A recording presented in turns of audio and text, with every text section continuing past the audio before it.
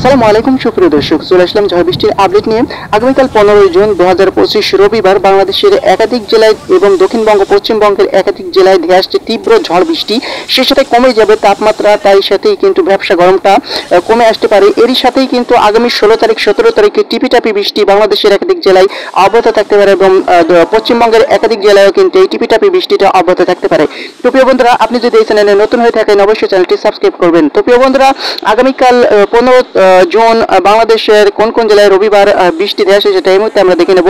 এদিকে দেখতে পাচ্ছেন ফেনারবাগ, বিশ্বম্বরপুর, চাতাক বাজার, এদিকে জগন্নাথপুর, এদিকে বানিয়াসান্স এবং এছাড়াও নেত্রকোনা, এদিকে বাগমারা, ফুলপুর, ময়মনসিংহের আশপাশে কিছু কিছু জেলা এবং এদিকে ইটনা, বালাগঞ্জ, হবিগঞ্জ এবং এদিকে জাকিগঞ্জ, সিলেট এর আশপাশের জেলার সময় কিন্তু বিক্ষিপ্তভাবে মাঝারি থেকে সিটিপোটা ধরনের বৃষ্টিপাত এবং সে সাথে কালো মেঘের আনাগোনা দেখা মিলতে পারে।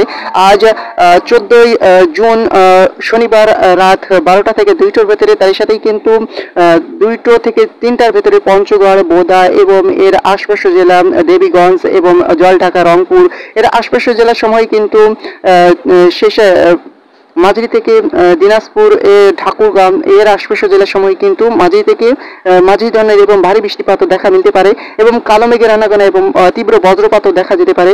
সে সাথে কিন্তু আসাম, মেঘালয়ের কিছু কিছু জেলায় যেমন এদিকে কোচবিহার এবং আলিপুর, শিলিগুড়ি এবং এদিকে ধুবড়ী এর আশপাশের জেলার সময় কিন্তু মাঝারি থেকে ভারী বৃষ্টিপাত দেখা যেতে পারে।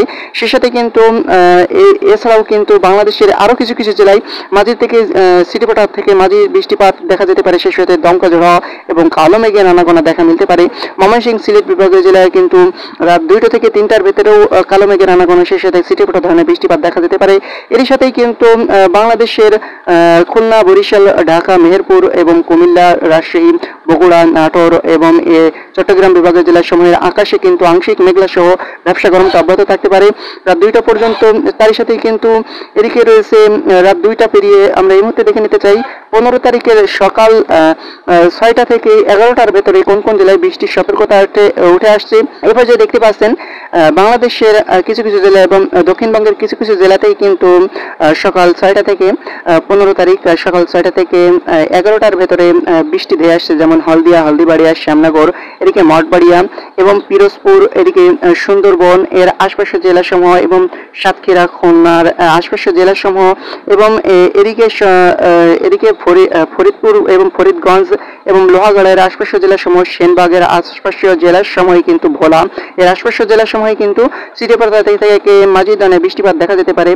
তার সাথেই কিন্তু গোটা বাংলাদেশে কালো মেঘের আনাগোনা এবং সেই সাথে কালো মেঘ চলতে চলতেই সিটিপোটা ধরনের বৃষ্টিপাত ছড়িয়ে যেতে পারে।